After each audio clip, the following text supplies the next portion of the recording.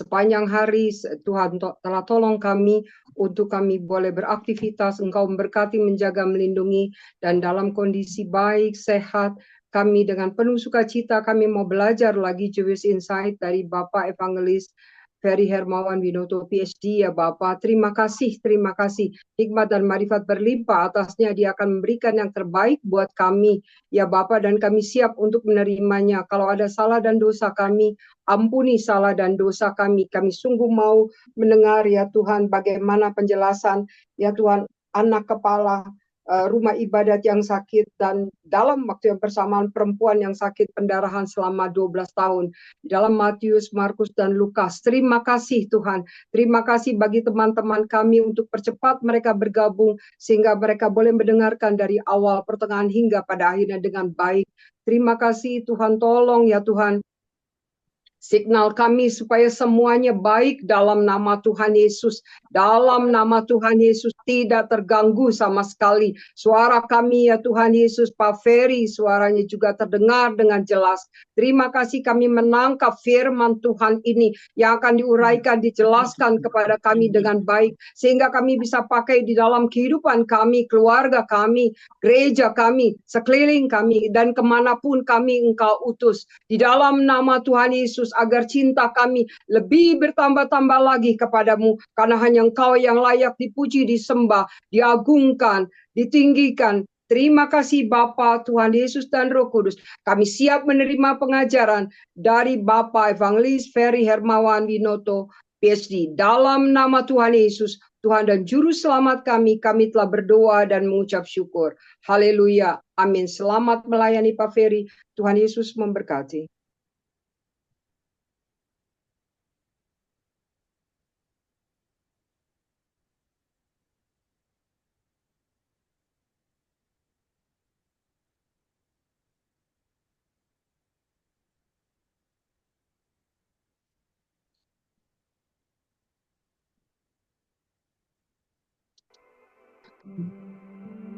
Baik Bapak Ibu yang dikasihi Tuhan, terima kasih. Sampai hari ini saya mengucapkan terima kasih karena minggu ini adalah minggu ke-7. Jadi kita sudah belajar tentang Paskah dan kita sudah belajar bagaimana dituntun Tuhan menuju tempat perjumpaan dengan Dia, yaitu di Gunung Sinai, yaitu sebanyak 49 langkah. Dan minggu ini kita memasuki minggu yang ke-7, puncak daripada perjalanan, puncak daripada perintah untuk merayakan 7 minggu. Hari-hari ini semakin dekat, bagaimana 7 minggu itu berpuncak. Nah, sebelum kita memasuki lebih lagi, mengerti apa yang sedang Dia sediakan pada puncak 7 minggu itu, hari ini kita harus belajar memahami makna daripada shalom. Seringkali kita dalam perjumpaan pertama, shalom, melontarkan sebuah salam yang kita sampaikan kepada saudara-saudara yang kita kasihi dengan kata-kata salamnya orang Yahudi ya, shalom begitu. Nah, apakah benar-benar kita mengerti makna kata shalom? Sebelum kita lebih memasuki pelajaran ini, saya persilahkan tigalah Bapak Ibu yang ada di audiens di tempat ini memberikan pemaparan atau pendapat Anda. Menurut Anda, shalom itu apa? Silakan. Audiens, saya persilahkan. Oke, Ibu Ida. Saya persilahkan. Terima kasih, Pak. Shalom menurut saya tadi sudah pelajari, itu bicara tentang keutuhan, lengkap, dan kesejahteraan. Jadi wholeness, completeness, well-being. Ibu Ida bilang apa tadi? Shalom keutuhan ya? Utuhan, utuh. Utuh. Apanya yang utuh, Bu? Kalau saya pikir keutuhan itu adalah artinya hati kita, secara keseluruhan hidup kita, jiwa kita, roh kita itu utuh. Artinya ada kedamaian, ada kesejahteraan di sana, lengkap sempurna, Pak. Nah, kita Jadi perdetilkan lagi. walaupun Shalom. Ketika kita ngomong shalom, utuh begitu. Apa yang utuh? Matanya utuh kanan eh, dan kiri, Kak, telinganya utuh kanan dan eh, kiri. Apa yang bukan begitu, utuh? maksudnya Gimana? yang utuh itu adalah eh, keutuhan jiwa kita. Walaupun mungkin dalam Keutuhan keadaan yang jiwa. tidak baik, tapi kita mengalami sukacita, mengalami damai sejahtera, gitu, Pak. Damai sejahtera. Nah ini, shalom itu damai sejahtera. Damai sejahtera yang bagaimana?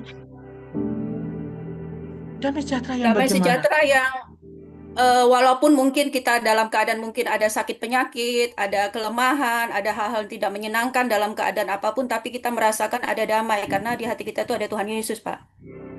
Damai karena ada Tuhan Yesus. Oke, luar biasa di sini Ibu. Berarti kalau kita bilang, berarti ucapan shalom itu bukan ucapan yang untuk orang di luar jenis ya? Atau bukan orang yang di Tapi luar ya? Shalom hanya untuk kita yang telah menerima Kristus. Katakanlah begitu ya. Kristus tinggal di dalam Anda tinggal di dalam Kristus. You have peace. Gitu Bu Ida? Oke? iya, Pak. Ya, terima kasih Bu Ida. Next, yang lain, saya persilakan. Tolong Pak. Ya, silakan Pak.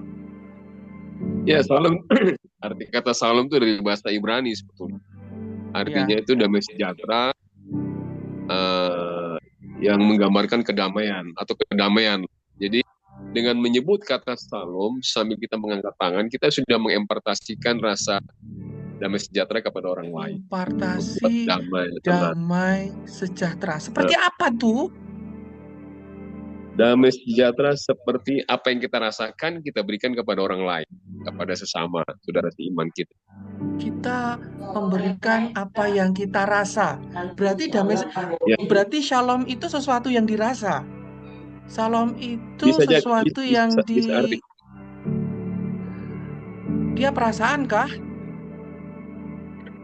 Tidak, tapi ungkapan dari isi hati kita yang kita berikan, kita sampaikan, mencerminkan kalau kita memiliki hati damai, kita berharap orang lain juga merasakan damai sejahtera. Itu Pak. Damai sejahtera. Seperti apa Pak? Lebih spesifik, agak abstrak tuh. Oh gitu. Ya, agak abstrak Pak. Abstrak ya. Jadi artinya sesuatu yang kita rasakan, damai sejahtera, ketenangan, keteguhan, kedamaian, itu orang bisa melihat dan kita bisa menginterpretasikan apa yang kita rasakan kepada orang lain. Sehingga damai sejahtera itu muncul. Oke, terima kasih Pak Hari. Yang lain Pak Adi, monggo.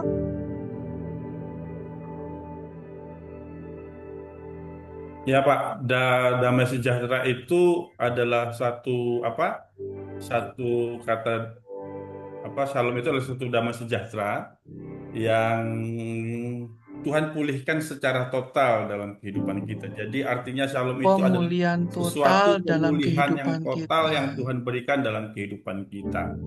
Jadi bukan hanya dalam keadaan, tetapi pribadi Yesus itu sendirilah yang menjadi pemulihan dalam kehidupan kita, karena Yesus sendiri yang sudah mendamaikan kita dengan Tuhan seperti itu. Jadi saya melihat bahwa kata shalom itu merupakan yang menyeluruh. Jadi bukan hanya kesembuhan secara sakit penyakit, tapi atas maut, atas kepenuhan Roh Kudus pun itu adalah salah satu shalom yang saya keren. Oke, Pak Adi sudah mulai tajam nih. Baik Bapak Ibu, terima kasih buat Bapak Ibu yang memberikan opini-opini. Inilah kata-kata shalom yang banyak dipahami oleh orang Kristen. Shalom itu ucapan salam. Ya, seperti orang lain yang memiliki salam, ya seyogianya kita juga memiliki salam khusus, mungkin begitu ya. Sehingga kata shalom ini seolah-olah sebagai ucapan yang spontanitas keluar, seringkali menjadi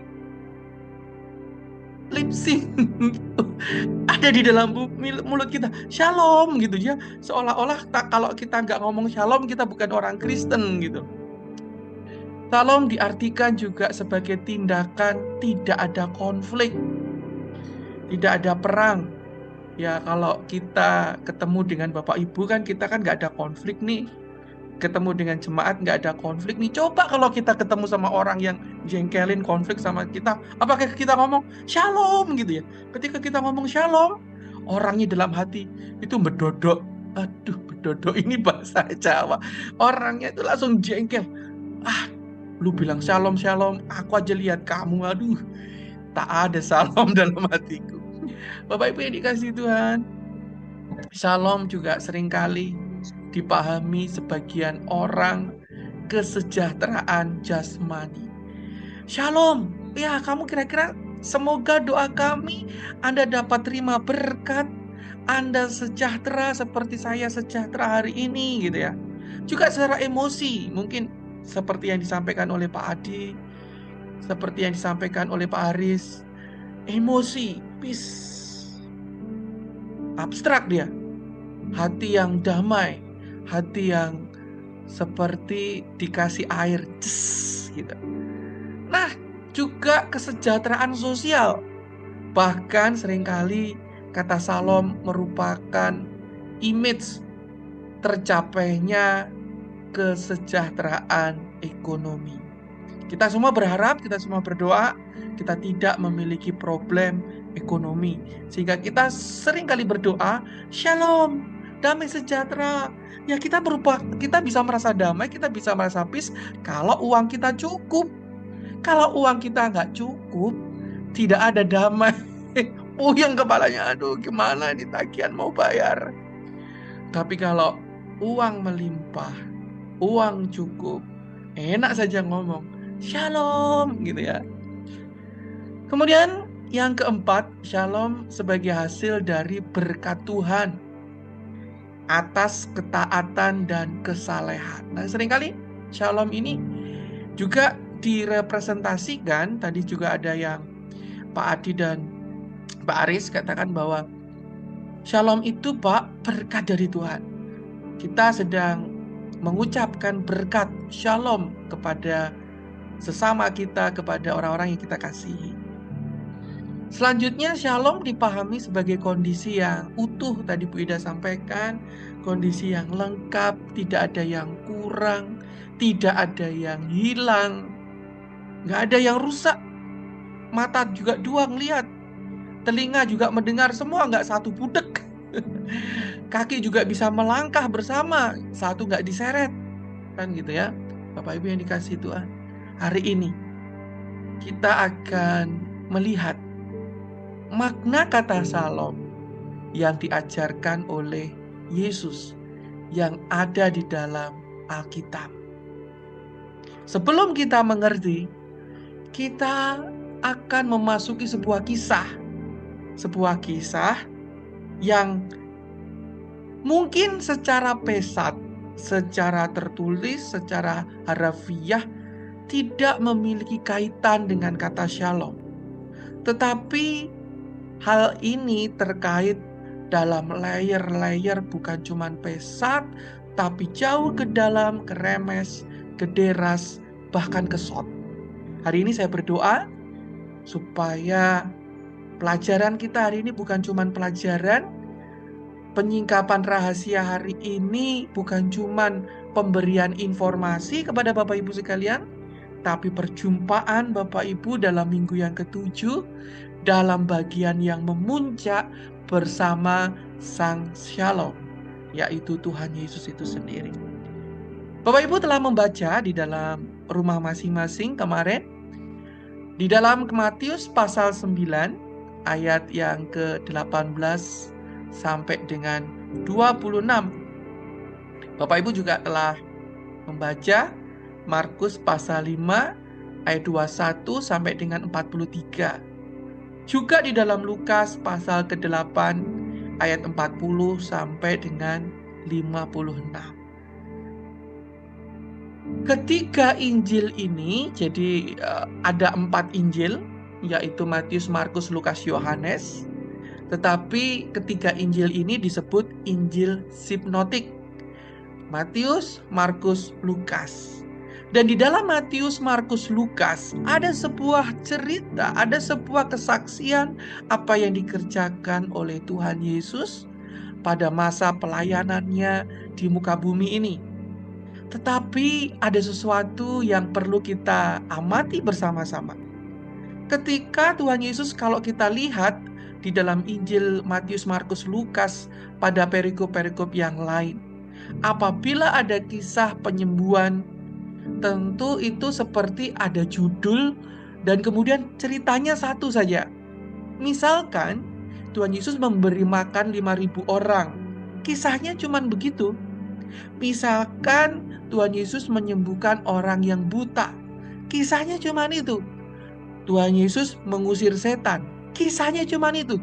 Tetapi ada sebuah kisah di dalam Matius pasal 9 ayat 18 sampai 26, dan kemudian dalam Markus pasal 5 21 sampai 43, dan Lukas pasal 8 ayat 40 sampai 56. Di situ ada suatu peristiwa yang terjadi dalam suatu waktu dengan 2 peristiwa yang dililit tentang Tuhan Yesus yang didatangi oleh kepala rumah ibadat.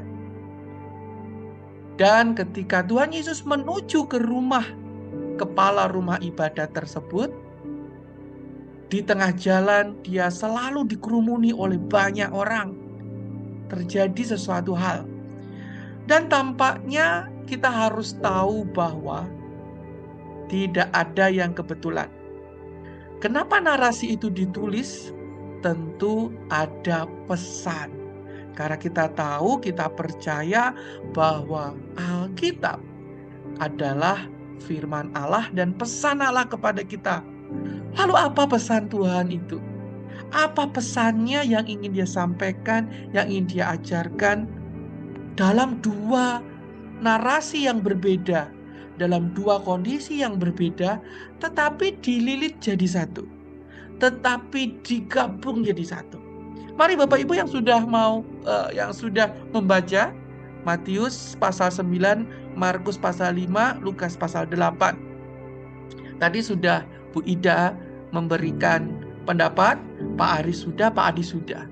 Sekarang saya mohon ketiga volunteer, ketiga mahasiswa, ketiga Bapak Ibu sekalian memberikan sebuah pemaparan.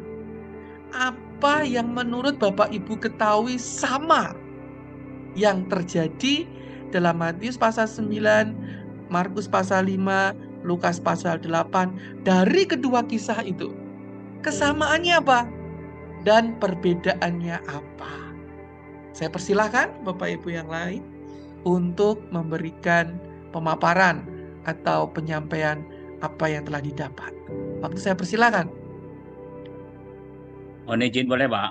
Pak Didi, monggo. Iya. Perbedaannya Pak, itu yang satu bilang sudah mati, anak itu sudah mati, tetapi ya di kedua kitab bilang belum mati, tapi ketika Yesus sampai sana sudah mati. Sudah mati. Barusan mati lah, barusan mati. Barusan mati. Terus saya dapat sesuatu loh Pak. Jadi ketika perempuan yang benaran 12 tahun itu memegang jubah Yesus tidak lihat. Iya. Tapi dia ngerasa. Terus iya. Tuhan Yesus tanya, siapa tadi yang megang gitu loh. Iya. Cari-cari begitu. Nah, Tuhan Yesus merasakan ada sesuatu yang keluar dari dirinya, yaitu, nah itu dibilang kuasa gitu, ada sesuatu yang energi atau kuasa atau apa gitu, yang keluar dari diri Yesus, dan itu yang menyembuhkan, Pak. Itu yang keren, Pak. Terima kasih, Pak Didik. Ada kuasa yang keluar ketika dia tidak menyadari, tapi seseorang telah berhasil menyentuh sesuatu esensi yang lebih dalam, lebih jauh dari apa yang kelihatan, yang tidak diperhatikan oleh orang lain. Terima kasih, Pak Didik. Mari saya persilakan Pak Philip untuk menyampaikan apa kesamaan daripada 3 nats tersebut dan mungkin perbedaannya apa. Saya persilakan Pak Philip. Ya, saya ambil satu aja.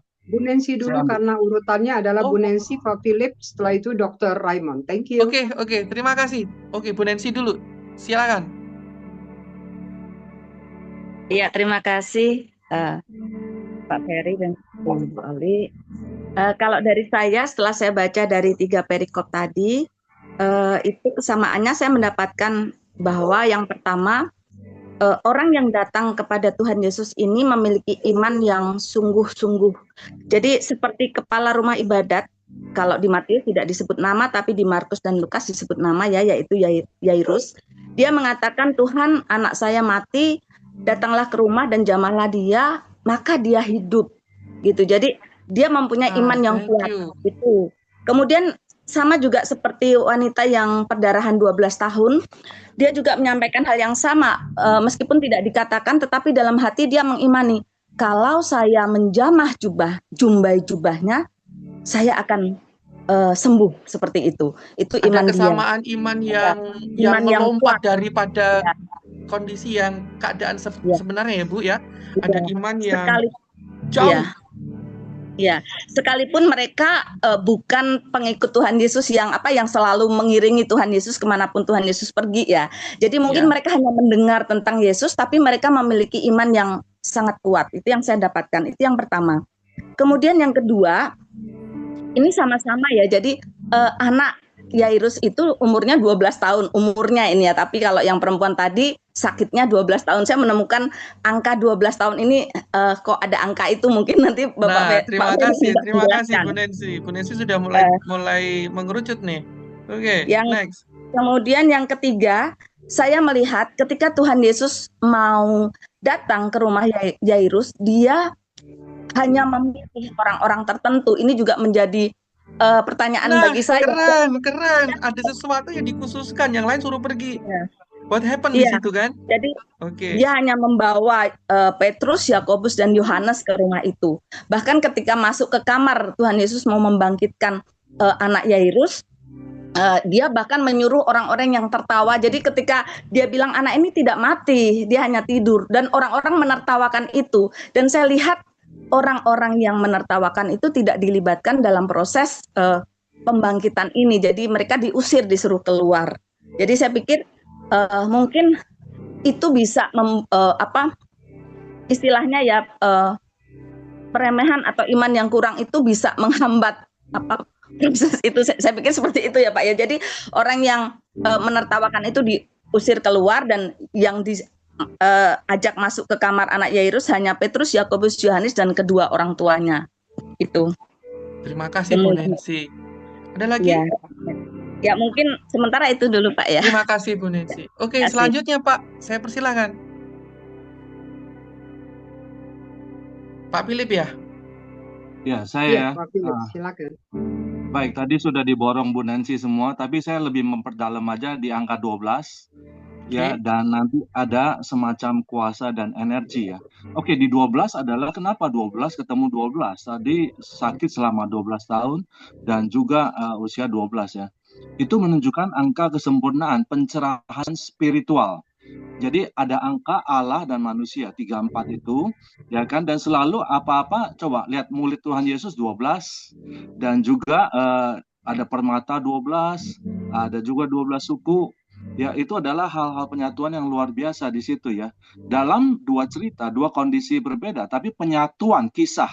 Nah, ini penekanannya luar biasa. Jadi memfokuskan kita dari berbagai dua sumber ini menuju ke satu kuasa. Ada kuasa di sana gitu loh. Ya, yang luar biasa yang bisa kita cermati. Yaitu suatu juga energi kita lihat keluar, ada juga kuasa keluar di sana. Dan itu memberikan kita suatu hal ya, berbagai kondisi yang Tuhan lakukan, tetapi dia punya satu tujuan. Dan Tuhan itu, ya kita melihat cara kerjanya butuh proses. Nah, proses ini adalah sesuatu hal yang harus kita perhatikan, tidak ada yang instan. Butuh proses, butuh proses. Di Matius ya, itu dikatakan langsung mati aja, tetapi ya di yang 2 ya, kita dikatakan dia belum mati, masih sakit, tapi waktu sudah sampai di sana baru orang suruhan datang mengabarkan, baru mati gitu loh. Nah, itu proses dibutuhkan. Dan Tuhan Yesus juga waktu dijamah, ya kan, dia sudah tahu, tapi dia ngomong, siapa yang jamah aku gini, ya kan, dia nggak ngomong gitu loh. Dan wanita itu sembuh, tapi Tuhan tetap kasih tahu, perlu proses nih ya. Tunggu Petrus, itu siapa yang jamah aku? Dan dia katakan itu bukan karena dia tidak bisa, dia sudah sembuhkan wanita itu, tapi dia katakan di depan orang-orang bahwa dengan iman wanita kamu yang jamah itu, mau orang itu, wanita itu mengaku, tunduk, sujud. Nah, itu Tuhan maunya kita begitu. Dari suatu kondisi ya, kesakitan, dari ketergantungan kita tidak berdaya, dia mau sujud, kita mau sujud. Dan Tuhan baru bilang, kamu sudah disembuhkan. Padahal sebelumnya waktu dalam hati kita menerima, kita sudah disembuhkan, sudah diselamatkan. Tapi Tuhan butuh kita.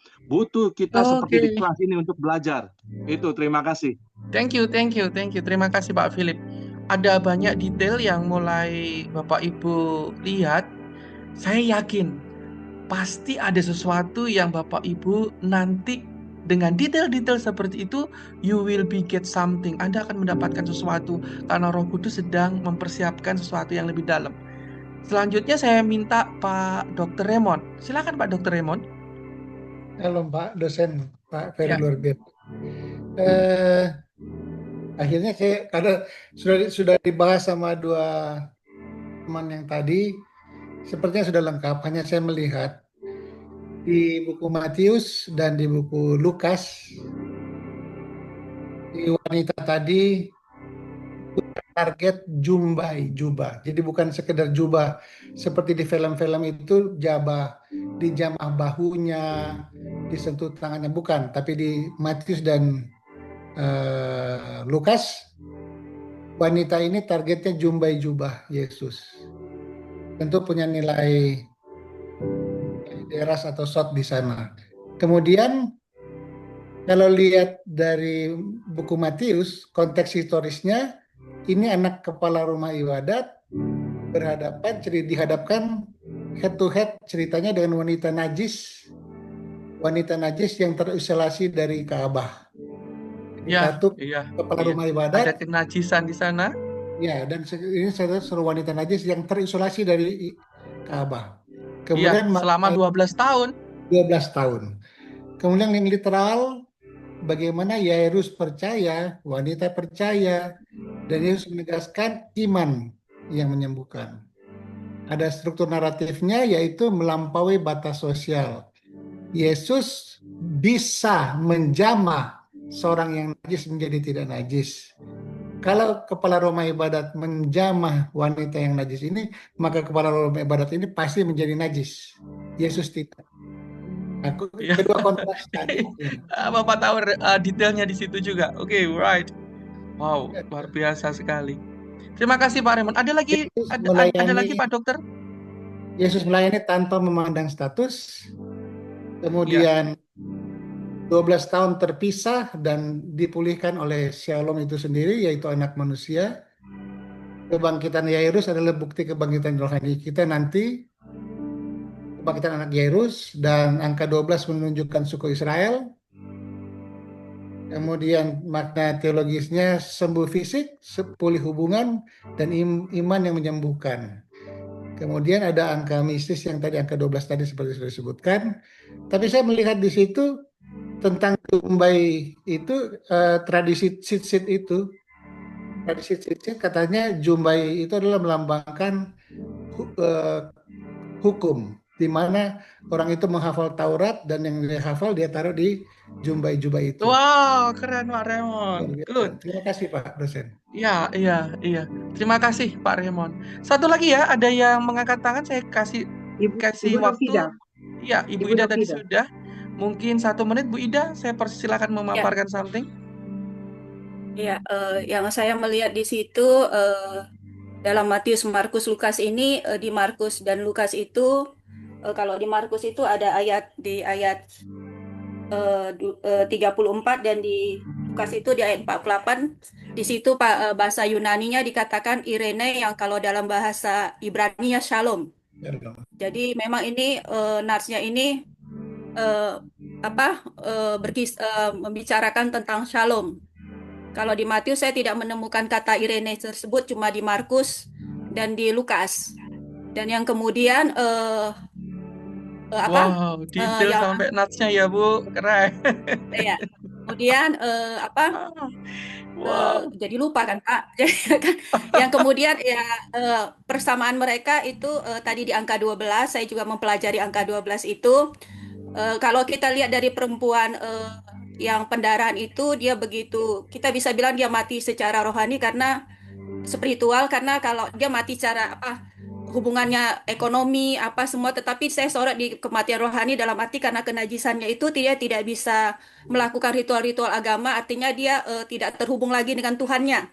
Tetapi dengan bertemu dengan Shalom itu maka dia dipulihkan. Dan begitu juga kalau anak perempuan Jairus tentang kematian, jadi itu menceritakan tentang keadaan yang sangat ekstrim sekali gitu, kematian dan juga tadi yang perempuan pendarahan tersebut. Tapi sekali lagi Yesus menyatakan dirinya sebagai Shalom yang akan whole itu tadi, memulihkan, merestorasikan semuanya. Kemudian kalau di angka 12, saya melihatnya angka 12 itu adalah 10 dan 2. 10 itu wholeness, bisa dikatakan seperti Shalom karena Shalom itu kan wholeness, lengkap, sepenuh semuanya. Dan angka 2 itu adalah tentang hubungan perjanjian. Kita mengingat 2 loh batu. Jadi saya melihat di situ ini akan menuju kepada Pentakosta, di mana pemberian 2 loh batu, perjanjian covenant di Gunung Sinai oleh Allah kepada Musa. Jadi saya juga melihat bahwa di sini memang Allah hendak memulihkan hubungan restorasi dengan ke-12 suku Israel. Ya, gitu. Ke-12 suku Israel. Jadi terjadi pemulihan. Terus yang ketiga tentang jubah-jubah itu, di situ ada menyiratkan firman Tuhan, Taurat yang isinya itu ada 613, Miswot-nya ada 613, di mana kenapa sih wanita itu harus menjama itu jubah-jubahnya, kenapa enggak lain-lainnya? Saya cuma berpikir kenapa ya? Saya pikir ini juga mengacu kepada bagaimana, karena jubah itu juga akan bicara tentang otoritas, juga tentang perlindungan, tentang kesembuhan. Kalau kita baca kitab bilangan ulangan yang tentang pakaian imam, pakaian orang Israel yang ditetapkan Allah. Jadi saya memandang seperti ini. Itu juga melambangkan nanti tentang pencurahan Pentakos, pencurahan Roh Kudus, yaitu pemberian 2 loh batu itu yang di Gunung Sinai. Itu juga menyiratkan dari jumlah yang ada 613 isi kitab Taurat tersebut. Demikian Pak. Terima kasih Bu Ida, Bapak Ibu sekalian, ini semakin dalam ya kalau ngelihat Alkitab dalam pelajaran Jewish, pelajaran Alkitab dan geografi, pelajaran bahasa Ibrani. Rupanya bahasa-bahasa ini Bapak Ibu semakin membawa kita mengerti tentang pesan Tuhan yang semakin mendalam. Mari kita bersama-sama membahasnya. Di dalam ketiga nats itu ada 2 kesamaan yang sangat menonjol. Sebenarnya tidak sama. Yang satunya anak Yairus, anak perempuan Yairus. Yang satunya seorang yang telah mengalami pendarahan 12 tahun. Di sini dikatakan seorang anak berumur 12. Ya, Bapak Ibu, di data di situ Bapak Ibu bisa mengetahui bahwa ada anak yang berumur 12 tahun. 12 tahun adalah usia bagi perempuan. Saya akan ngomong pelan-pelan karena ini mulai banyak kode. Perempuan, Ish. Siapakah Ish? Kita sudah ngerti bahwa pelajaran-pelajaran kemarin Ish adalah perempuan. Ish itu gereja, Ish itu tanah, Ish itu adalah gereja. Ada 12 berbicara tentang perempuan. Jadi 12 ini adalah tubuh Kristus. Seorang perempuan berumur 12 tahun. Artinya apa 12 tahun? Seorang perempuan berumur 12 tahun artinya apa? Ketika Yesus berusia 13 tahun. Terima kasih ya. Yesus berusia 13 tahun, kalau laki-laki 13 tahun, kalau perempuan 12 tahun. Jadi 12 tahun adalah usia, 13 tahun adalah usia di mana seseorang anak sudah merupakan memasuki akil balik, memasuki kewajiban untuk memikul 613 hukum. Sudah memiliki tanggung jawab jikalau melakukan dosa. Dosa anak-anak sudah bukan merupakan dosa orang tua lagi ketika umurnya 12 tahun untuk perempuan. Jadi 12 tahun ini bagi anak adalah sebuah usia yang berbicara, yang dimengerti oleh orang Ibrani bahwa this is time, ini waktunya mereka melakukan hukum Taurat, melakukan perintah Tuhan dengan penuh tanggung jawab pribadi. Nah, di sisi lain ada seorang yang mengalami pendarahan 12 tahun. Nah, kalau mengalami pendarahan 12 tahun, begini Bapak Ibu. Sekarang ini kan sudah zaman modern ya. Anak-anak yang duduk di usia SD, mungkin usia kelas 4 SD begitu atau kelas 3 SD, mereka bahkan sudah mengalami datang bulan, menstruasi. Tetapi kalau itu umur 12 tahun, tidak mungkin kan pendarahannya selama 12 tahun. Tentu wanita yang mengalami pendarahan 12 tahun, dia umurnya itu lebih di atas anak yang umurnya 12 tahun. Karena pada zaman dulu, mungkin datang bulan itu lebih lama lagi. Nggak mungkin anak kecil bisa datang bulan. Mungkin usianya mereka usia 14, 15 begitu baru datang bulan atau melakukan pendarahan. Dan di dalam hukum kenajisan 12 tahun artinya saat pendarahan, artinya dia tidak diizinkan untuk melakukan ibadah. Mari kita lihat, ada seorang perempuan yang selama 12 tahun dia bleeding terus. Apa kesamaan dari kedua orang ini? 12 tahun pendarahan, umurnya 12 tahun. Ini sakitnya sama-sama, ini sakitnya nih. Yang satu ini anak muda ini sakit hampir mati sampai mati. 12 tahun pendarahan, setiap hari pendarahan terus. Apa nggak habis tuh darahnya tuh? Saya saja kalau habis donor darah diambil 250 ml atau sampai 300 ml habis gitu ya. Ya kalau sudah terbiasa biasa. Tapi ini setiap hari pendarahan. Apa nggak anemia dia? Apa nggak mau mati rasanya? Dikatakan dalam 3 nats itu mereka, kenapa saya ngomong keduanya ya, tentu si wanita 12 tahun ini sudah pergi ke tabib mana-manapun, tidak bisa disembuhkan. Yang satunya, dia bukannya anak yang dalam ekonomi ke bawah, dia adalah anak kepala rumah ibadat. Tentu memiliki ekonomi yang kuat juga. Tetapi kenapa penyakit yang dia diderita, bapaknya nggak bisa kasih solusi, nggak bisa. Apakah bapaknya nggak kurang-kurang pergi ke tabib, pergi ke dokter saat itu? Tentu juga tidak.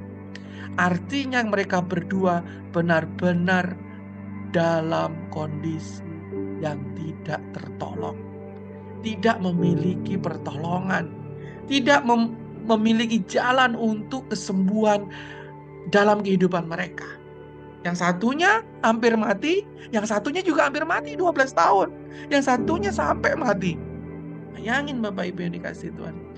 Mereka sedang sakit, hampir mati. Apa maknanya?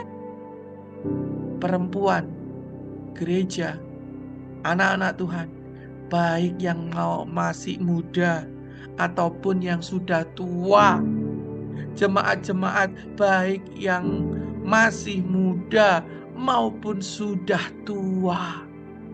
Apa yang kau alami? 12 tahun engkau terpisah hubungan dengan Tuhan.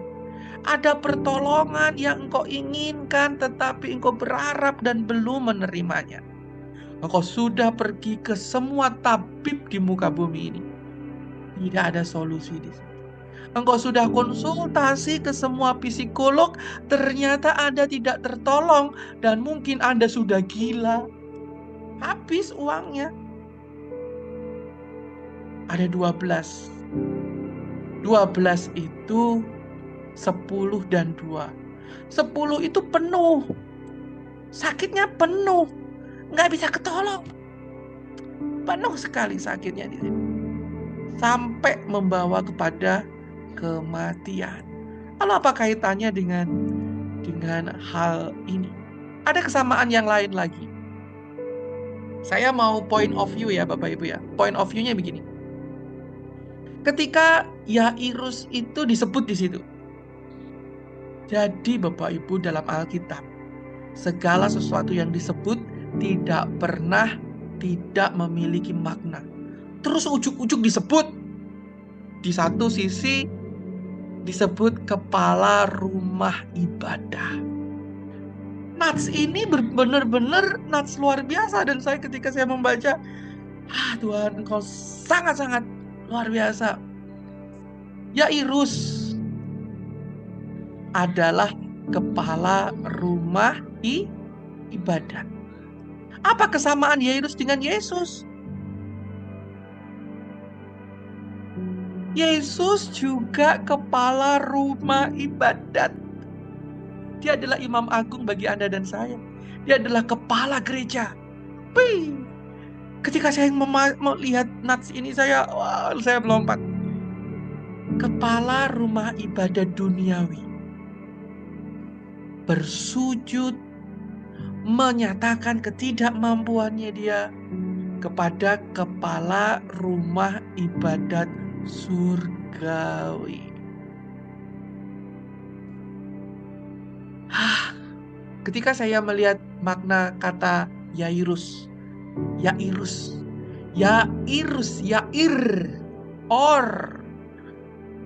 nama Yairus dalam bahasa Ibrani, ya, Yod, Alef, Yod, Res, Yod dan Or itu terang. Yairus itu memiliki makna ia menerangi. Ia sebagai penyebab terang. Seorang kepala rumah ibadat. Saya mau tanya, siapakah kepala rumah ibadat sekarang? Kepala rumah ibadat sekarang adalah para pendeta. Kepala rumah ibadat sekarang adalah kepala rumah tangga.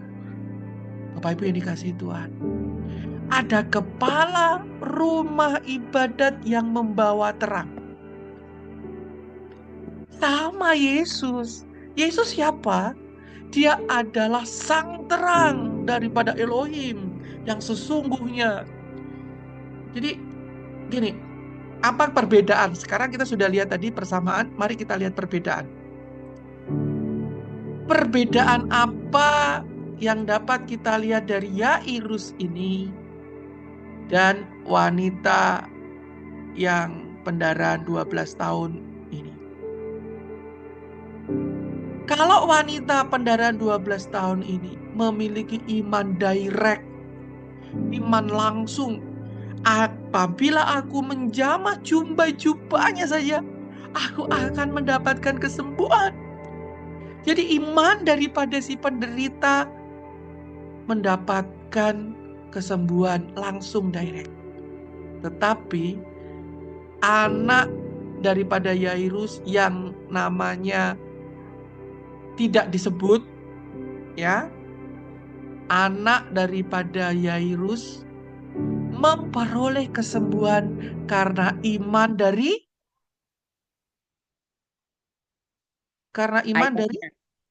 ayahnya Yairus. Ayahnya dari Yairus. Bapak Ibu yang dikasih Tuhan. Jadi di sini kita dapat lihat kalau iman seseorang itu dapat juga membawa kuasa kepada orang lain. Saya mau tanya, siapakah kepala rumah ibadatmu hari ini? Siapa? Siapa Bapak Ibu kepala rumah ibadatmu hari ini? Pendetamu. Jadi iman pendetamu lah yang seharusnya membuat mujizat, membuat uluran tangan Tuhan di gerejamu. Iman orang tuamu lah, iman kepala ibadahmu di rumah lah yang dapat menyembuhkan anak-anakmu, istrimu. Jadi sekarang kalau gerejamu tidak ada mujizat, ya karena pendeta nih gak punya iman. Bukan aku yang ngomong, ini dia si Yairus itu sebagai contoh. Bagaimana ketika keluarganya, anaknya perempuan sakit. Bukankah seluruh imam-imam sedang kasak kusuk? Bukankah seluruh kepala rumah ibadat, pemimpin tertinggi sedang kasak kusuk? Ini Yesus ini kok kayaknya mengajarkan bidat. Masa Mesias? Masa seperti itu? Masa bukankah dia pasti raja? Masa ada sebuah perdebatan luar biasa yang terjadi di antara pemimpin-pemimpin para imam saat itu tentang kemesiasan Yesus. Tetapi Yairus, dia membawa terang karena imannya kepada keluarganya, kepada anaknya. Karena dia percaya, walaupun anaknya sudah mati, dia tetap percaya bahwa Yesus dapat membangkitkan. Apakah iman anak itu? Oh, anaknya sudah mati. Tidak. Iman seorang kepala rumah ibadat. Hai kepala rumah ibadat yang sedang mendengarkan kelas ini, halo. Apakah Anda beriman kepada kepala rumah ibadat surgawi yang dapat memberikan kuasa itu turun bagi jemaatmu, bagi anak buahmu, bagi hidup seluruh kaummu? Mujizat itu terjadi karena imanmu, bukan hanya dari iman para anggotamu saja. Ketika seorang pemimpin ibadat fokusnya nggak kepada pemimpin rumah ibadat segala alam semesta ini. Pemimpin kepala rumah ibadat lain tentu juga punya problem masing-masing, Bapak Ibu. Kenapa cuma Yairus saja yang datang minta pertolongan?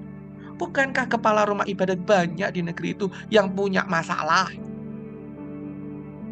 Hanya Yairus yang artinya menyebabkan terang bagi keluarganya. Ya, saya masih berputar di sini.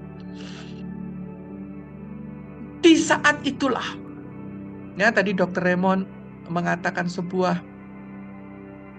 yang sangat penting yang harus kita bahas.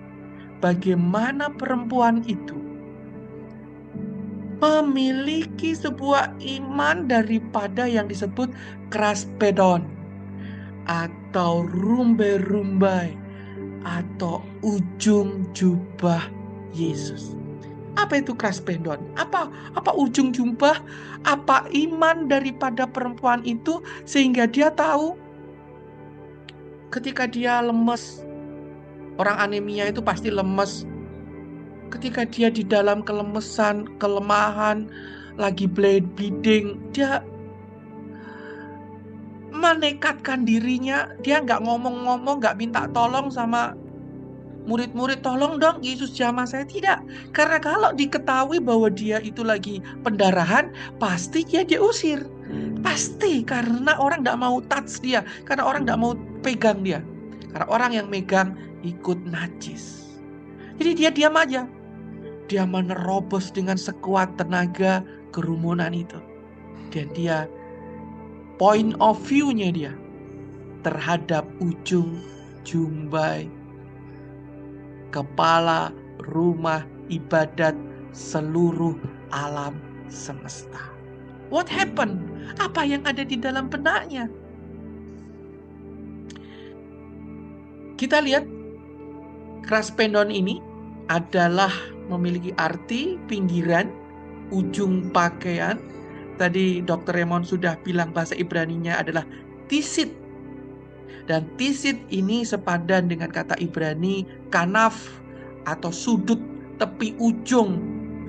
Dan di dalam Bilangan pasal 15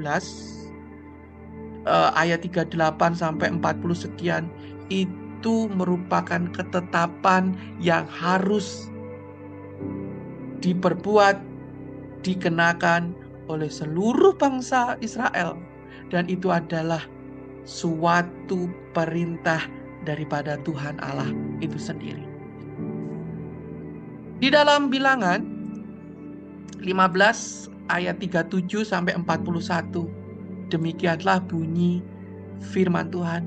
Jumbai peringatan, judulnya adalah jumbai peringatan. Tuhan berfirman kepada Musa, berbicaralah kepada orang Israel dan katakanlah kepada mereka bahwa mereka harus membuat jumbai-jumbai pada puncu jubah mereka, turun-temurun. Dan dalam jumbai-jumbai puncak itu haruslah dibubui benang ungu kebiru-biruan. Maka jubah itu akan mengingatkan kamu. Jadi fungsi jumbai itu adalah sebuah pengingat akan segala perintah Tuhan. Jadi ketika wanita yang pendarahan 12 tahun itu, Bapak Ibu kekasih Tuhan, dia mengingat firman Tuhan. Kenapa? Pertanyaan saya, bukankah talit, kerudung doa, tisitnya si Yairus juga punya memakainya? Bukankah Petrus juga punya? Karena Petrus juga orang Ibrani. Kan ini semuanya harus. Kan semuanya harus dipakai. Mereka harus, orang Israel. Bukankah di situ orang Israel juga banyak memakai talit, ada jumbainya juga. Kenapa? Kenapa perempuan itu percaya hanya jubah yang dipakai Yehosua saja dapat menyembuhkan dia? Ini rahasia besar, dan iman daripada wanita pendarahan itu sangat luar biasa. Nah, mari kita lihat apa makna daripada tisit. Tisit ini adalah jumbai kesetiaan. Simbol perjanjian berada di ujung pakaiannya. Jadi Tuhan berbicara di situ segala perintah supaya engkau mengingat, supaya kamu mengingat dan melakukan perintahku dan menjadi kudus bagi Allah. Jadi ketika orang memakai itu, dia kudus bagi Allah. Di dalam layar Bapak Ibu, saya berikan sebuah foto daripada tisit ini. Sebuah kain yang tidak memiliki robekan atau jadi ini kainnya nggak boleh putus ya Bapak Ibu. Jadi ini kainnya ini harus tidak boleh putus, dan kemudian di ujung-ujungnya mereka pasang tisit, talit ini namanya ya.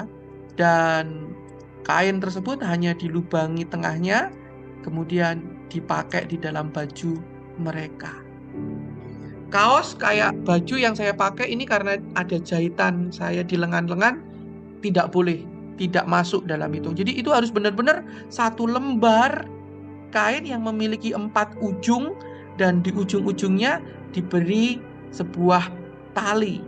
Dan talinya itu tidak sembarang tali, ada urutan-urutannya, dan ada Askenasi maupun yang Jewish yang lain juga memiliki ketetapan masing-masing. Saya tidak membahas ke sana, tapi saya ingin memperdalam Bapak Ibu tentang makna daripada tisit atau talit ini. Yang pertama, sebagai simbol identitas pengingat secara visual bahwa yang mengenakan talit adalah milik Allah. Talit ini untuk semua generasi, menegaskan bahwa ini bukan tren sesaat. Jadi kadang orang pakai baju ini kan trennya berdasarkan mode zaman. Tidak. Ini bukan cuman sebagai tren sesaat, tetapi warisan abadi untuk selalu mengingat, untuk selalu memperhatikan, untuk selalu melakukan firman Tuhan. Kenapa? Kenapa harus ada benda secara visual, fisik yang menjadi pengingat? Karena seringkali mungkin anak-anak Tuhan hilang ingatan. Ingatannya kepada Tuhan cuma hari Minggu, Senin sampai Sabtu ketika bergelimang, bersekutu, mandi dengan dunia ini, lupa. Tuhan perlu memakai pakaian, Tuhan perlu membuat suatu pakaian khusus agar setiap hari ketika mereka mengenakannya, mereka tahu siapa identitas mereka. 12 suku itu mengerti identitas mereka, bahwa 12 identitas adalah identitas bangsa Israel. Mereka mewarisi perintah-perintah Tuhan. Mereka di dalam warna biru langit yang mereka kenakan dalam talit mereka. Mereka tahu bahwa firman yang dari langit, bahwa kata-kata yang dari surga itu adalah perintah yang harus selalu mereka lakukan. Nah, di setiap sudut kehidupan mereka, Tuhan ingin selalu ada. Tuhan ingin selalu mengingatkan bahwa engkau perlu taat. Engkau perlu selalu membangun pagar. Engkau selalu harus siap sedia. Engkau selalu harus berjaga-jaga. Engkau selalu harus membangun hubungan antara umat dan Sang Surya kebenaran. Bapak Ibu yang dikasihi Tuhan. Jadi di dalam teks Ibrani, ya, mengapa wanita ini memegang jubah itu, jubah yang dipakai Yesus, yaitu kerudung doa. Jadi jubah kerudung ini Bapak Ibu begitu besar, bahkan kadang semakin besar. Kalau bisa imam-imam itu besar-besar agar dilihat dia imam besar gitu ya. Talit gadolnya sebesar-besarnya. Dan kalau dipakai dikebas-kebaskan begini, seperti orang yang mempunyai sayap. Nah, di dalam Maleakhi pasal 4 ayat yang kedua, saya mohon dengan hormat salah satu dari Anda, dari Bapak Ibu sekalian, membantu saya membaca Maleakhi pasal yang keempat ayat yang kedua.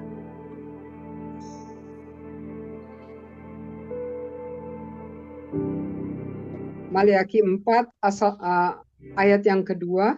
Tetapi kamu yang takut akan namaku, bagimu akan terbit surya kebenaran dengan kesembuhan pada sayapnya. Stop di situ. Kamu akan keluar. Stop di situ, Bu. Tetapi kamu yang takut akan namaku, bagimu akan terbit surya kebenaran. Siapakah surya kebenaran itu sesungguhnya? Wanita itu tahu siapa surya kebenaran. Dia adalah kepala gereja rumah ibadat kepala rumah ibadat Elohim, dan ia adalah anak Elohim, dan dia adalah sang Elohim itu sendiri. Surya kebenaran dengan kesembuhan pada sayapnya. Jadi Bapak Ibu, ini dikatakan di dalam bahasa Ibrani adalah, ya katanya ini loh, sayap Bekaneva, Bekaneva di ujung jumbainya, bukan cuma. Jadi ini kaneva ini berbicara bukan cuma sayap, tapi talit, tapi tisit. Jadi di ujung jumbai sisipnya sang surya kebenaran ada kesembuhan, sehingga kamu akan keluar berjingkrak-jingkrak. Wanita itu percaya bahwa surya kebenaran yang memakai tisit itu adalah Yehosua. Dia percaya hanya talit ujung daripada Yehosua bisa menyembuhkannya. Wow, ini iman perempuan ini berpijak kepada kebenaran. Iman perempuan ini berpijak kepada nats. Imannya nggak ngawur. Dia sangat mengerti firman ini. Dia berusaha dengan sekuat tenaganya untuk menjamah ujung jumbai jubah sang surya kebenaran. Wanita itu bukan sekedar menyentuh kain, Bapak Ibu. Bukan cuma sekedar menyentuh ujung jumbainya, tapi dia benar-benar menjangkau harapan, sang harapan itu dengan inti yang sesungguhnya. Tisit jumbai perjanjian. Tisit itu tanda ketaatan, melambangkan kasih kesetiaan Tuhan. Sang perempuan yang pendarahan itu melompat dengan imannya dalam keputusan, kepercayaan kepada Dia yang sedang diurapi sang surya kebenaran. Dengan sentuhan itu, ia berkata, seolah-olah dalam imannya kita dapat mendengar, aku ingat perjanjian-Mu Tuhan. Aku percaya kepadamu Tuhan. Aku berlindung di bawah sayap. Kanap itu sayap, kanap itu ujung, kanap itu jumbai. Nah ini dia. Jadi perempuan itu tahu nats. Di dalam Mazmur pasal yang ke-17 ayat yang ke-8, di situ Mazmur Raja Daud menuliskannya. Peliharalah aku seperti biji matamu, sembunyikanlah aku dalam bayang-bayang sayapmu. Betsel Kenefka. Bapak Ibu yang dikasih Tuhan, perempuan itu tahu dengan talit kerudung doa sang kepala pemimpin rumah ibadat seluruh semesta, bukan kepala ibadat biasa, bukan pemimpin ibadah biasa, tetapi imam agung yang diutus Tuhan menjadi pendamai, pembawa terang kepada dunia ini. Di ujungnya situ, di ujung tempat persekutuan itu, di tempat berdoa, karena itu talit itu kerudung doa, kerudung yang dipakai untuk berdoa. Di ujung doa itu, dia menjamah dan percaya ada kesembuhan di situ, ada kuasa di situ. Sayapmu secara simbolis dikatakan di situ Mazmur 17 ayat yang ke-8, suatu sudut jubah, tempat di mana kasih Allah tercurah, tempat di mana pemeliharaan itu ada, dan wanita itu tahu persis di situ. Sementara orang-orang yang lain tidak tahu. Bukankah orang lain berdesak-desakan? Bukankah orang lain juga memegang-megang jubah Yesus? Kenapa yang lain yang memegang jubah Yesus tidak mendapatkan apa-apa? Karena wanita itu point of view-nya tahu kebenaran. Di situ ada kuasa. Dia percaya kepada Mesias. Dia percaya kepada surya kebenaran. Dia jamah. Dan tanpa ngomong sama sang surya itu sendiri, kuasa Roh Kudus itu menyambarnya ibarat burung yang langsung cepat. Sayap itu memberikan kuasa kepadanya. Iman yang menjamah sayapnya. Apakah iman Anda menjamah sayapnya? Sayap itu, kerudung doa itu adalah kerudung doa. Para pemimpin agama, para pemimpin rumah ibadat, mari kita renungkan bersama. Ternyata ada kuasa yang menudungi doa Anda. Ada kuasa yang sedang Tuhan taruh di saat Anda memakai kerudung doa. Ia menjamah ujung jumbai Mesias, pakaiannya. Tindakan ini merupakan tindakan profetik yang menyambut sang matahari kebenaran. Dari sayapnya, kesembuhan itu mengalir. Iman yang sejati bukan hanya percaya. Iman yang sejati berani menjamah janjinya dalam tudung ruang doa. Jadi Bapak Ibu yang dikasih Tuhan, kita lihat iman daripada Yairus. Ketika Yairus tadi dikatakan Bu Ida, Bu Nancy, saya lupa tadi, bahwa ketika di rumah Yairus, semua orang diusir keluar. Kenapa? Karena ini urusannya urusan ruang maha suci. Urusannya urusan ruang doa. Perempuan yang berdarah 12 tahun. Ruang doanya itu rahasia dalam hatinya walaupun dia berada di dalam kerumunan orang banyak. Tetapi di rumah Yairus, ruang doanya adalah kamarnya yang semua orang luar tidak boleh turut campur. Ruang kamar di mana hal-hal pribadi, privasi itu berada. Jadi di ruang doamu, di naungan doamu itu, disitulah Roh Allah mengepak-ngepakkan sayapnya, merikefet dia di sana. Jadi tisit, yang berarti jumbai atau rumbai pada ujung jubahnya, ternyata memiliki kaitan dan makna yang sangat mendalam, Bapak Ibu. Wow, terima kasih Tuhan. Jadi tisit,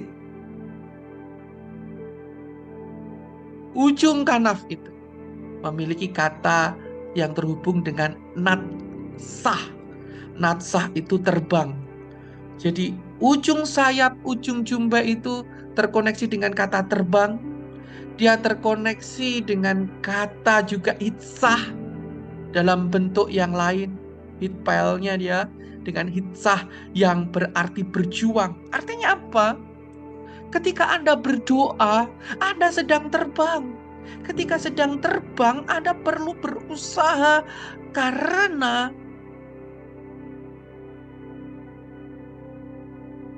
kesembuhan itu hanya karena iman itu bukan cuma iman secara pasif, tapi iman yang dilakukan dengan tindakan dan usaha. Ketika pesawat terbang naik, ketika pesawat terbang take off, disitulah bahan bakar yang sangat besar diperlukan dan kecepatan tinggi, usaha tinggi itu untuk take off. Ketika hidup kita take off meninggalkan sesuatu, kita juga harus memiliki usaha dan sungguh-sungguh. Menariknya di sini, berjuang terbang merupakan suatu kaitan yang luar biasa dalam hal ketika Anda berdoa untuk lepas dari gaya gravitasi bumi. Kuasa yang Tuhan turunkan bukan sembarang kuasa. Anda harus dapat terlepas dari gaya gravitasi bumi sehingga doamu, doa orang yang biasa. Elia adalah orang biasa, Bapak Ibu. Kita sudah belajar 2 minggu yang lalu atau seminggu yang lalu, saya lupa, tentang Elia. Elia adalah orang biasa yang berdoa dengan sungguh-sungguh. Berusaha 7 kali dia berlutut agar hujan itu turun. Apakah doamu dapat menjamah ruang maha suci itu? Dalam ruang maha suci itu, dengan usaha, dengan iman yang terlepas dengan gaya gravitasi bumi, Anda akan dapat menemukannya. Mari kita lihat, mari kita ingat Kejadian pasal 1 ayat yang kedua. Bagaimana Roh Allah itu melayang-layang di atas permukaan air, dan kata melayang-layang di situ adalah merikefet verua Elohim, merikefet elpani hamaim. Roh Allah itu melayang-layang. Merikefet berakar kata rakaf, yang berarti seperti burung yang sedang menggetar, mengepak-ngepakkan sayapnya, induknya yang sedang mengerami telur-telurnya, mengepakkannya untuk menghasilkan sesuatu. Nah, di dalam Ulangan pasal 32 ayat yang ke-11. Saya mohon bantuan dibaca Ulangan 32 ayat yang ke-11. Bapak Ibu audiens, saya mohon bantuan dibaca Ulangan 32 ayat yang ke-11. 32 ayat yang ke-11, demikian firman Tuhan. Laksana Raja Wali menggoyang bangkitkan isi sarangnya, melayang-layang di atas anak-anaknya, mengembangkan sayapnya, menampung seekor, dan mendukungnya di atas kepaknya. Terima kasih. Merikefet, menggetar-getarkan, menggetar bangkitkan. Artinya apa? Ternyata Roh Kudus di dalam kehidupan kita, di dalam doa kita, dia melayang-layang. Dia sedang mengepak-ngepakkan, menggetar-getarkan agar Bapak Ibu itu apa? Bangkit. Apakah hidupmu sedang digoncang sama Tuhan? Apakah goncangan itu bukan berarti goncangan itu nggak enak? Doa yang engkau eramkan, perempuan itu hidupnya digoncang. Dia mengalami pendarahan 12 tahun. Yairus hidupnya digoncang. Anaknya sakit nggak sembuh-sembuh, bahkan mati. Tapi imannya tidak tergoncang di sana. Ada goncangan-goncangan yang Roh Kudus sengaja hembuskan, kepakan-kepakan. Agar apa? Agar Anda dapat terbang tinggi, agar Anda dapat menjadi Raja Wali di sana. Seperti Raja Wali menggerakkan, menggoyang, bangkitkan kandangnya. Apakah hari ini Anda sedang digoncang, bangkitkan? Ketika Anda harus terus belajar, agar Anda naik level, agar Anda naik tingkat, sehingga diperlukan Anda terus berdoa, Tuhan, Kau goncang ekonomiku, Tuhan, Kau goncang kesehatan keluargaku, Tuhan, Kau goncang pelayananku, Tuhan, Kau goncang segala sesuatu di situ. Roh Allah melayang-layang di atas permukaan air, melambangkan air itu samudra kegelapan, kekacauan hidupmu, kehampaan, ketakutan, kematian, kenajisan. 12 tahun najis. Anak kecil sakit sampai mati. Di situ ada kegelapan yang luar biasa. Gelap, wanita itu sudah pergi dokter mana-mana nggak sembuh. Sampai habis seluruh hartanya. Gelap.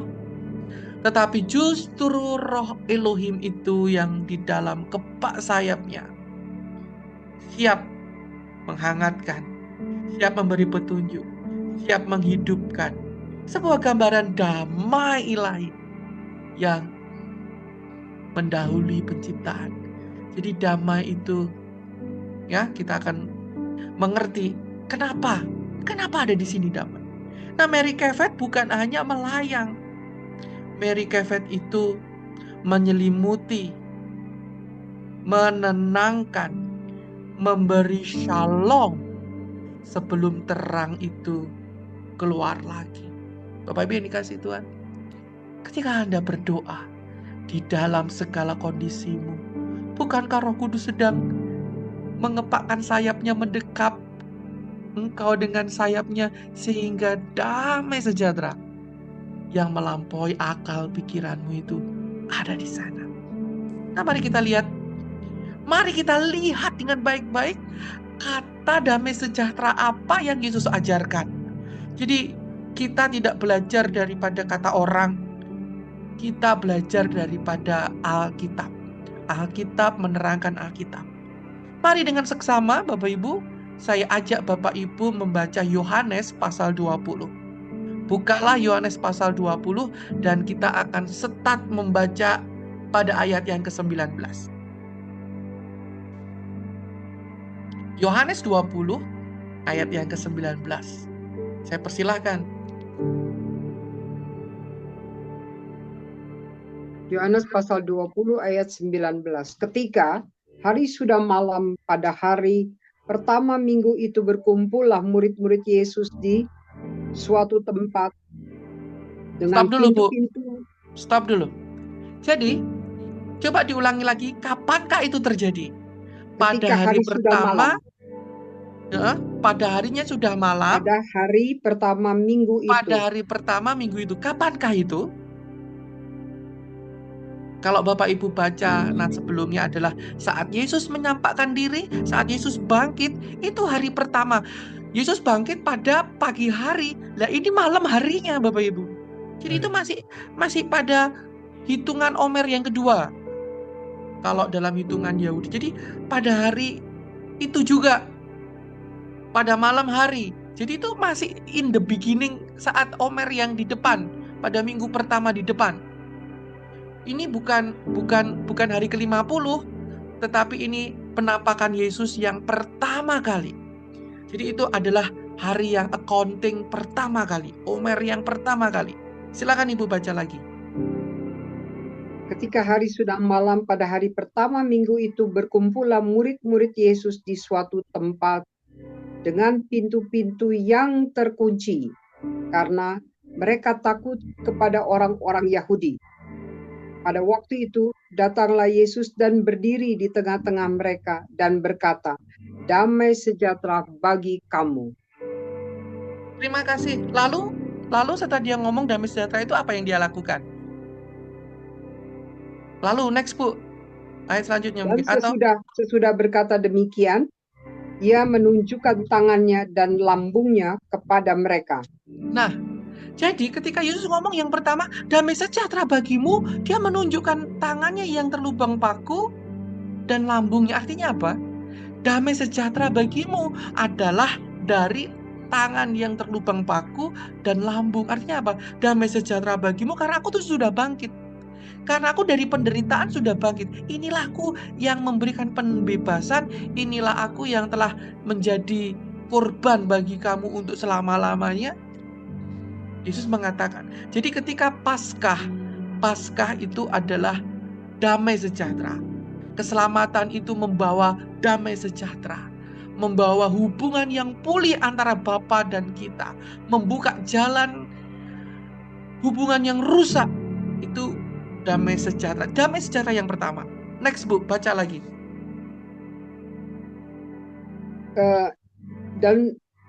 Dan setelah berkata demikian, ia menunjukkan tangannya dan lambungnya kepada mereka. Murid-murid itu bersuka cita ketika mereka melihat Tuhan. Maka kata Yesus sekali lagi, "Damai sejahtera bagi kamu.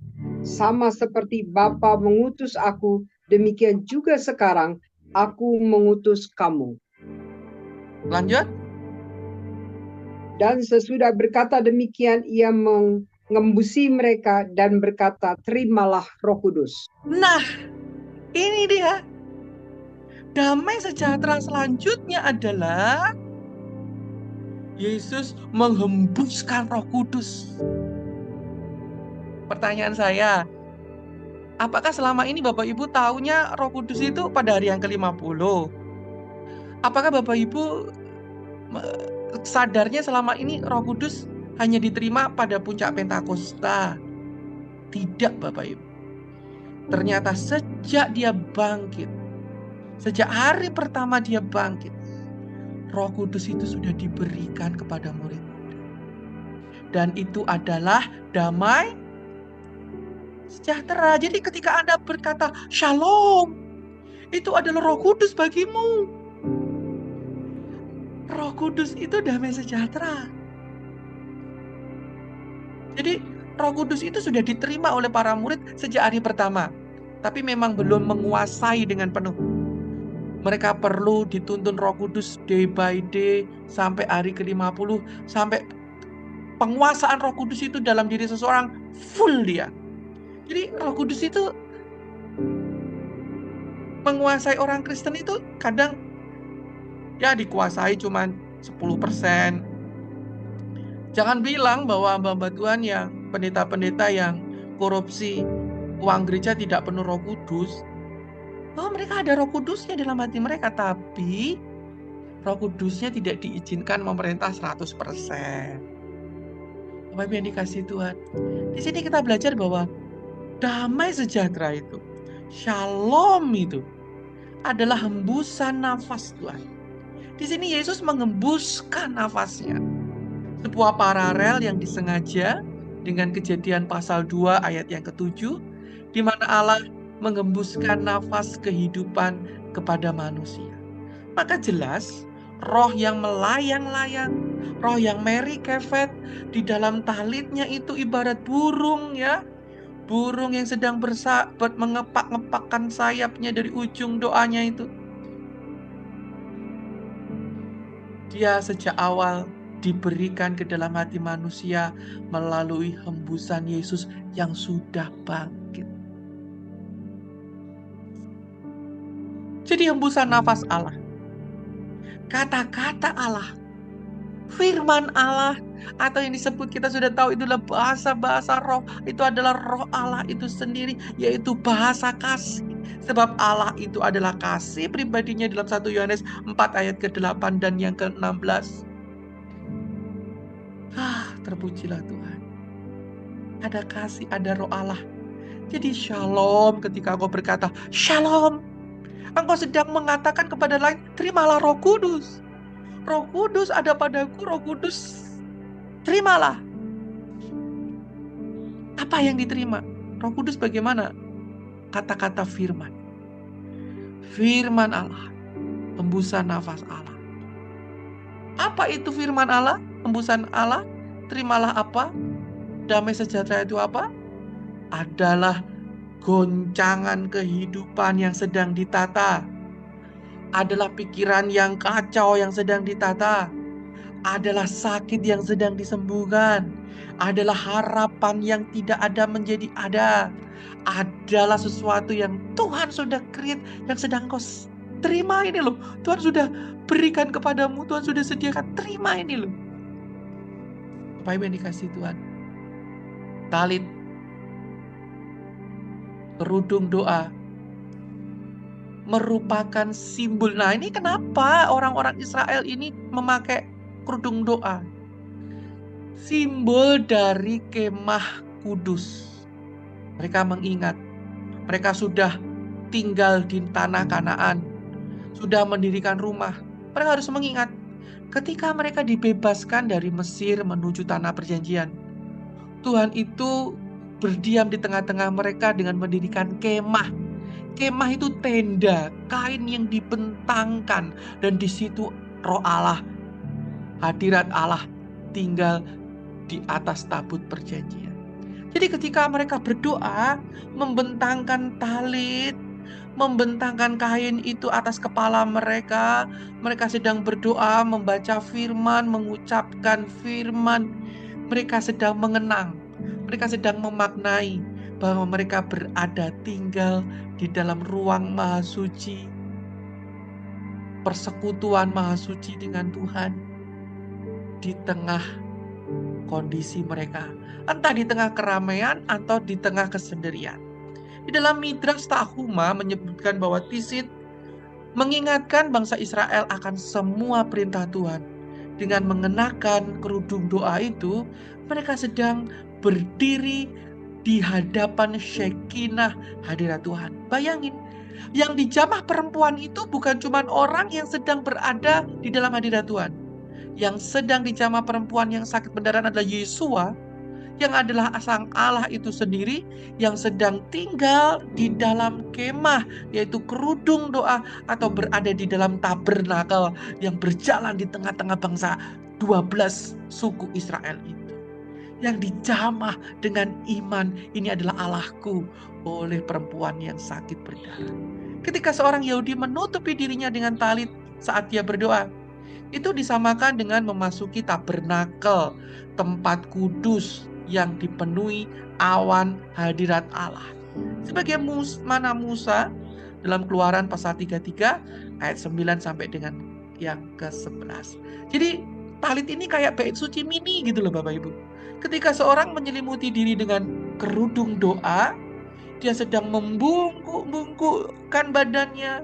Dia sedang masuk ke dalam hadirat Tuhan untuk membungkuk. Kita lihat dalam nats tadi yang kita baca, bahwa kepala rumah ibadat membungkukkan dirinya, menyembahkan dirinya kepada sang kepala rumah ibadat seluruh semesta alam. Dia sedang masuk ke dalam ruang perjumpaan. Jadi kalau wanita itu menjamah ujung jubahnya, sang kepala rumah ibadat Yairus merebahkan, menundukkan diri, menghormati. Tuhan, aku tidak mampu, aku hanya imam, aku percaya kau Tuhan, dengan cara dia bersujud di depan Yesus, sehingga Yesus mau pergi ke rumahnya. Sama loh ini. Sama seperti kanaf, sayap ujung jumbai menjadi tempat kesembuhan di dalam Maleakhi pasal 4 ayat yang kedua. Talit adalah tempat seseorang berlindung dalam shalom Allah, di mana ketika Roh Kudus hadir, di situ ada kemerdekaan. Shalom itu ada di dalam ruang doamu. Shalom itu ada di dalam ruang pribadimu ketika engkau percaya kepada firman, walaupun di tengah suasana yang barbaderia, walaupun di tengah dunia yang tidak percaya, rame, di tengah lapangan, di tengah mall, atau di tengah apapun, hati kecilmu tetap dapat berdoa, Tuhan tolong.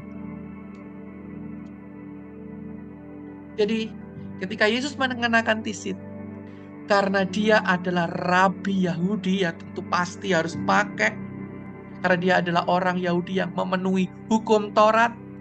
Perempuan itu tidak hanya menjamah pakaiannya, tetapi masuk ke dalam tabernakel kasih karunia dan menjangkau ujung sayap hadirat Allah, seperti imamat yang agung menyelubungi umat dengan darah dan kasih.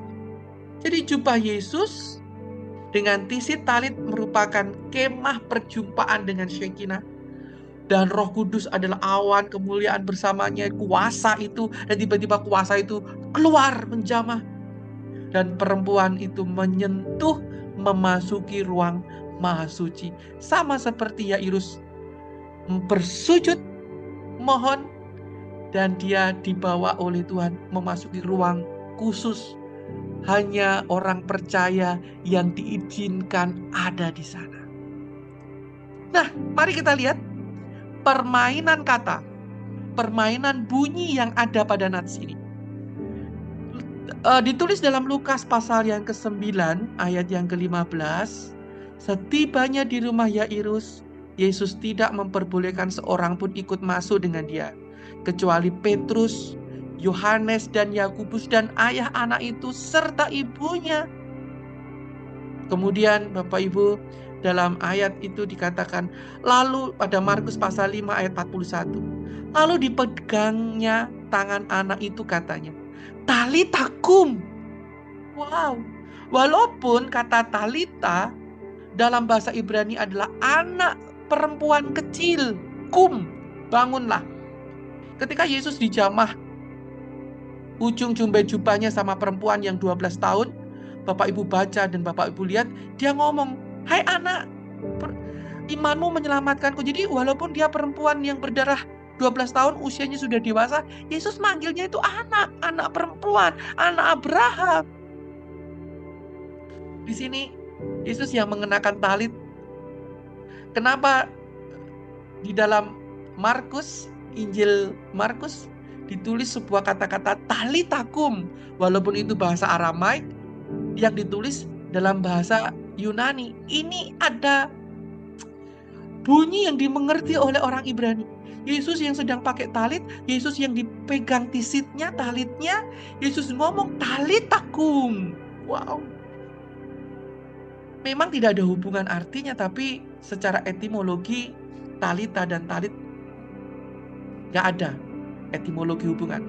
Tapi secara fenotik, jadi bahasa Ibrani itu juga memiliki hubungan fenotik ya. Didengar itu bisa sama, dibaca ada kaitannya. Ya, memang sangat rumit. Talita memiliki jembatan spiritual, memungkinkan pemaknaan simbolik yang kaya akan tafsir profetik. Jadi secara simbolik, talita yang sedang tidur dibangkitkan oleh seseorang yang sedang memakai talit. Karena dia adalah kemah daripada Shekinah glory, yaitu hadirat Tuhan. Dan di dalam hadirat Tuhan itu, di dalam hadirat Yehosua itu, ada suara, bangunlah jiwa yang mati. Sembuhlah orang yang 12 tahun menderita penyakit. Sembuhlah orang yang umurnya 12 tahun yang sakitnya juga tidak disembuhkan. Ini sebuah pengalaman kebangkitan dalam kemah kasih Allah. Dua wanita. Di satu sisi kita melihat seorang wanita dewasa yang telah 12 tahun berdarah. Terpisah dari komunitas, dianggap najis, kehilangan segala harapan. Dia menjangkau tisit di kanap jubah Yesus. Dan dari tindakan itu ia menerima kesembuhan karena dia mengingat perjanjian. Perjanjian akan firman Tuhan. Di sisi lain, kita melihat seorang anak perempuan yang berusia juga 12 tahun yang mati. Sebuah simbol kemurnian, harapan yang telah padam. Tetapi Yesus masuk ke kamarnya, ke ruang yang sekret, ke ruang hatinya, ke ruang pribadinya. Sama seperti wanita yang berdarah 12 tahun, Yesus masuk ke dalam hatinya yang terkecil tahu. Dan di sini, di wanita muda itu, di kamar wanita muda itu, Yesus menyingkirkan semua keramaian tetangga-tetangga yang ngomong negatif. Iman-iman negatif semua diusir. Dan di dalam iman yang murni itu,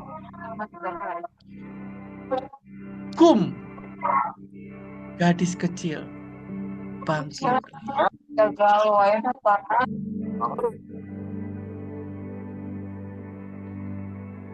12 tahun, satu angka, dua kisah.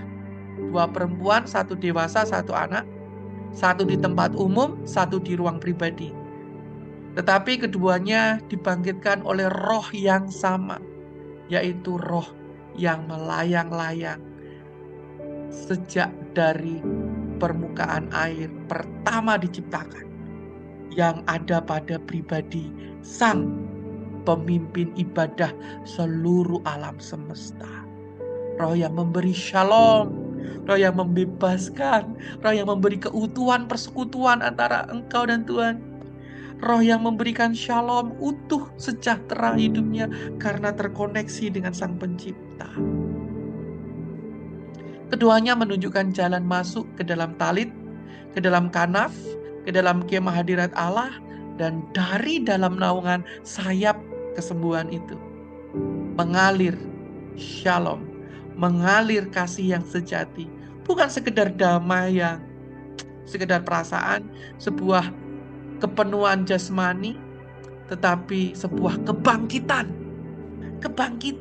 dari seseorang yang boleh lagi ibadah. Wanita 12 tahun bangkit menjadi bisa ibadah, sembuh. Wanita 12 tahun, umur 12 tahun bangkit dan dapat melaksanakan 613 mifot. Mesiah menjadi sebuah kemah kudus, pertemuan antara pribadi, kebangkitan rohani. Kebangkitan rohanimu harus ada di dalam puncak ke-7 minggu, yaitu perjumpaan dengan Roh Kudus.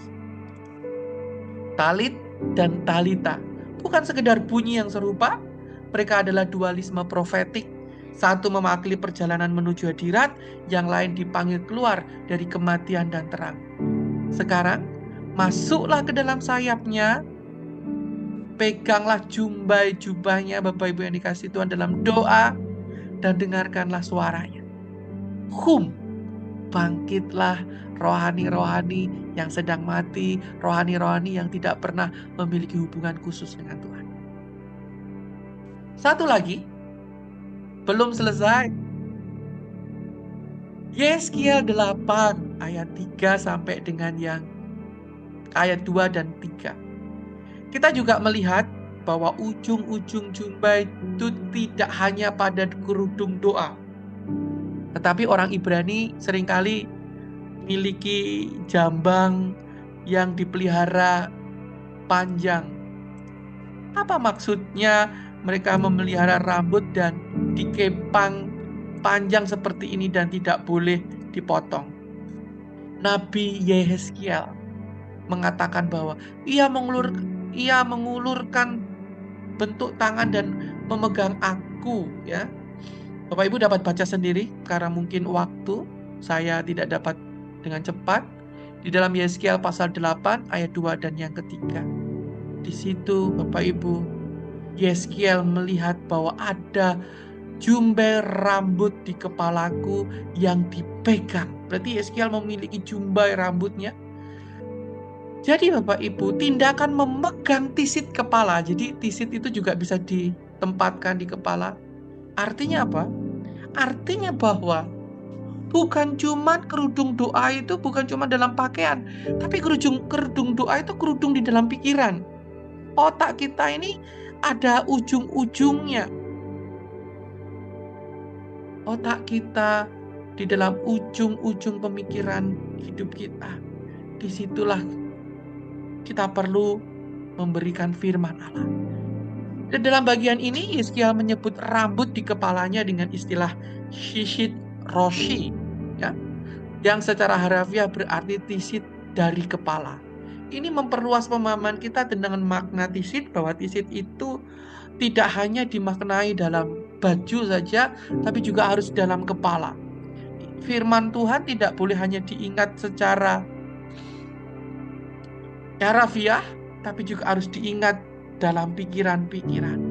Ini sejalan dengan budaya praktek kuno Yahudi loh Bapak Ibu. Bahwa mereka tidak boleh mencukur rambut. Apa makna mencukur rambut?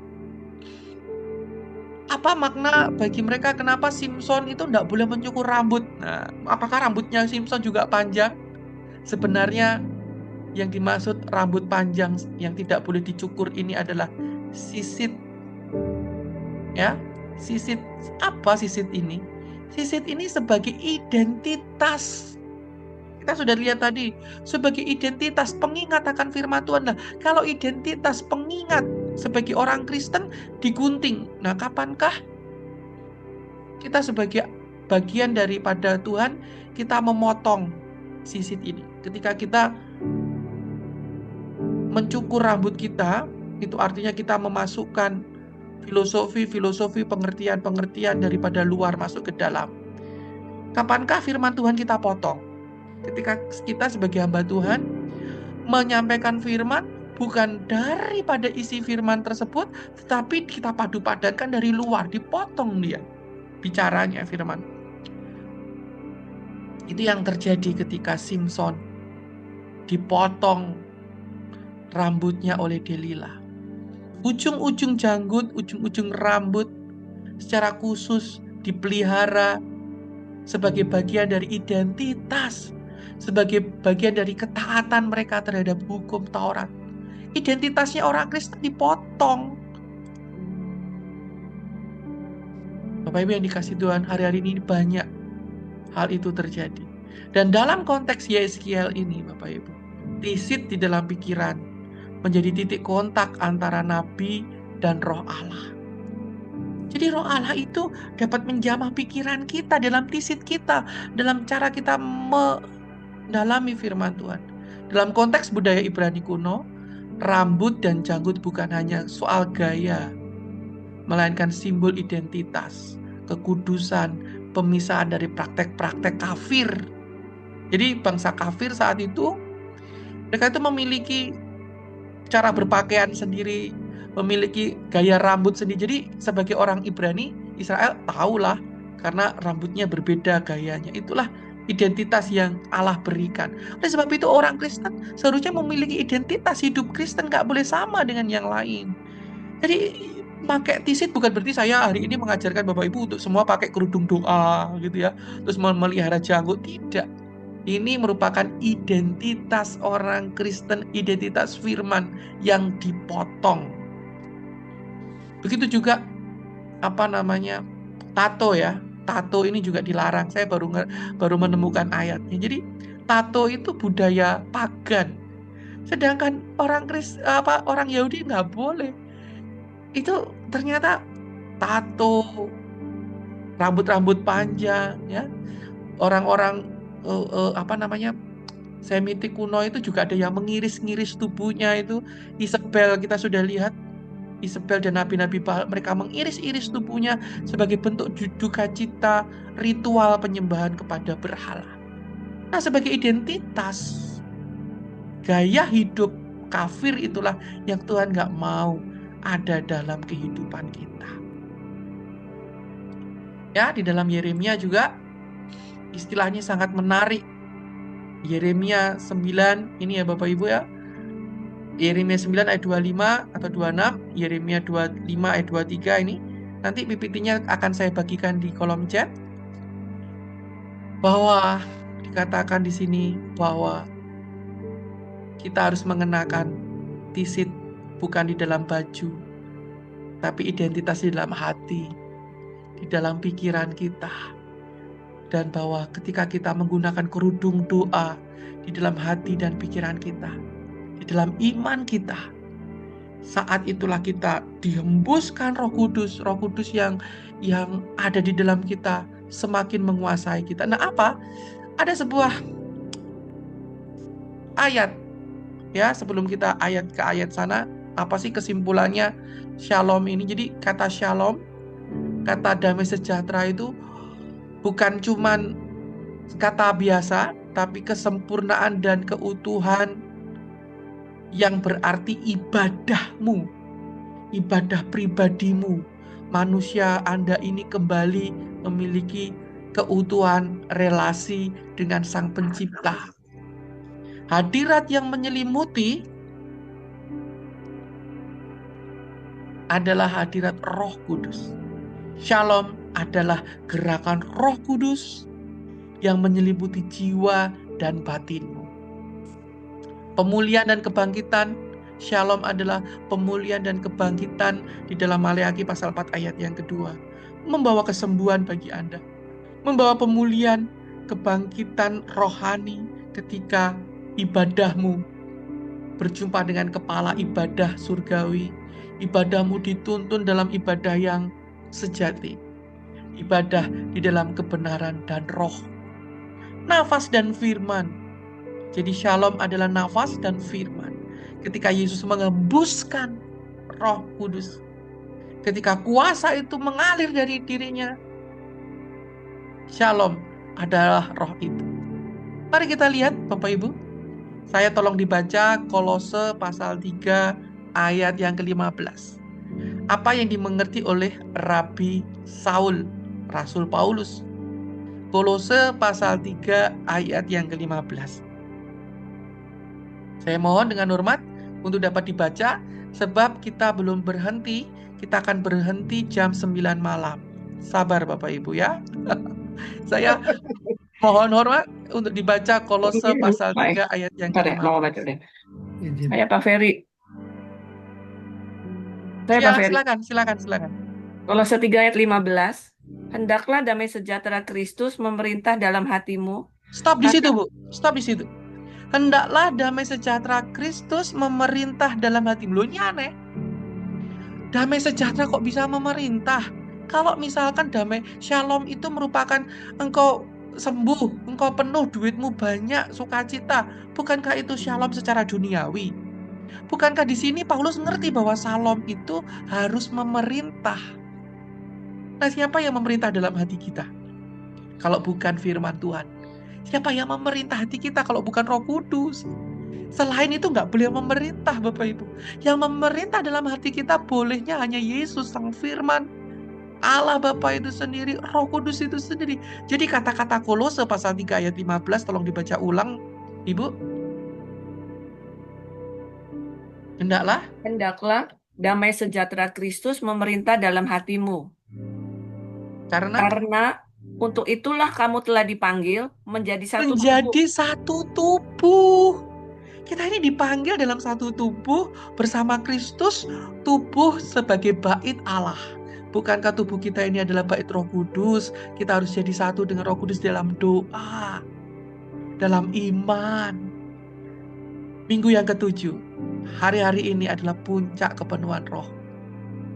Biarkan tubuhmu menjadi bait suci yang luar biasa, di mana roh damai sejahtera memerintah 100%. Nggak memerintah yang Anda perbuat. Hendaklah damai sejahtera itu memerintah dalam hatimu, karena untuk itulah. Kadang hati kita memerintahnya, Tuhan jangan 100% aku memerintah. Kadang-kadang ya saya juga perlu mengendalikan dia.